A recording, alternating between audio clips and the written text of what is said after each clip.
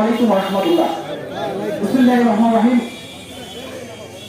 আমাদের জামাত ইসলামী দক্ষিণ উপজেলা কর্তৃক আয়োজিত আজকের এই 2006 সালের 28 অক্টোবর রক্তাক্ত খুনিদের বিচারের দাবিতে আজকের এই সমাবেশ উপস্থিত সম্মানিত সভাপতি, আজকের এই সভায় উপস্থিত প্রধান অতিথি, আজকের এই সভায় উপস্থিত বিশেষ অতিথিবৃন্দ, আমার সামনে উপস্থিত আমার প্রাপ্তের সংগঠনের দক্ষিণবাসী, আসসালামু আলাইকুম ওয়া রাহমাতুল্লাহ।